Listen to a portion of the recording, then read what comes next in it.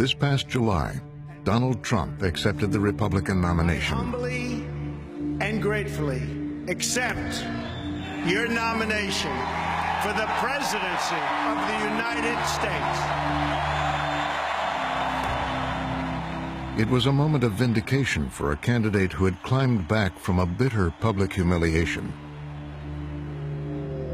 We're talking about the White House Correspondents' Dinner. Tonight, it's an annual event right here. Donald Trump has been... It happened in April 2011,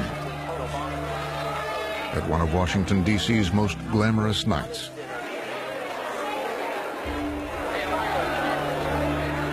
I got to talk to Donald as we were going to our seats, and he was in just such a great mood, and he was very jovial, and people were taking pictures, and it was very exciting that Donald was there. And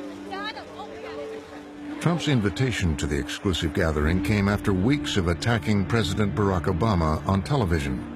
You are not allowed to be a president if you're not born in this country. He may not have been born in this country, but there's something on that person, maybe religion, maybe it says he's a Muslim, I don't know. Maybe he doesn't want that, or he may not have one. But I will tell you this, if he wasn't born in this country, it's one of the great scams of all time. Absolutely.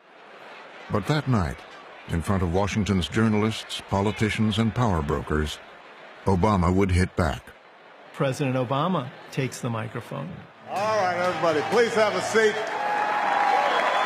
Donald Trump is here tonight. And proceeds to fillet Donald publicly. No one is happier, no one is prouder to put this birth certificate matter to rest than the Donald. And that's because he can finally get back to focusing on the issues that matter. Like, did we fake the moon landing? I was sitting 20 feet from him, and just the look of discomfort on his face. What really happened in Roswell? And where are Biggie and Tupac? Donald's face was so incredibly serious. It was so incredibly he just put on a poker face. I was 2 tables away from Trump. The conventional way in Washington of absorbing a joke at the White House Correspondents' Dinner is to keep your chin up and at least pretend to have a sense of humor about it, even if you go cry into your pillow that night. Trump was steaming. His face was all locked in. He was not having a good time. All kidding aside, obviously we all know about your credentials and breadth of experience. For example, no, seriously, just recently in an episode of Celebrity Apprentice at the steakhouse, the men's cooking team did not impress the judges from Omaha Steaks.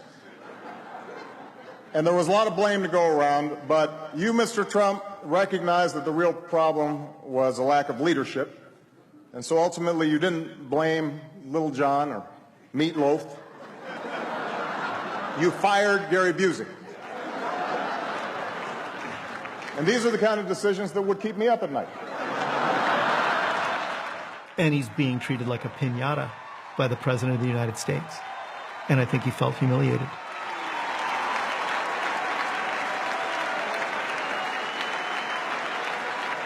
Well handled, sir. Well handled. But it just kept going, and he just kept hammering him. And I thought, oh, Barack Obama is starting something that I don't know if he'll be able to finish. Say what you will about Mr. Trump. He certainly would bring some change to the White House. Let's see what we've got up there.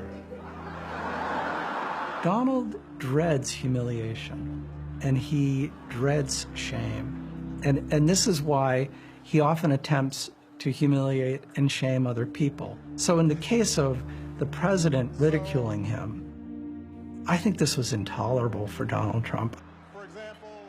I think that is the night that he resolves to run for president. I think that he is kind of motivated by it. Maybe I'll just run. Maybe I'll show them all. Every critic, every detractor will have to bow down to President Trump. It's everyone who's ever doubted Donald, whoever disagreed, whoever challenged him. It is the ultimate revenge to become the most powerful man in the universe. God bless you, and may God bless the United States of America. Donald Trump's fantasy is to be the guy who takes the key to the Oval Office from Barack Obama's hand in 2017. And it's personal. This is a burning personal need that he has to redeem himself from being humiliated by the first black president.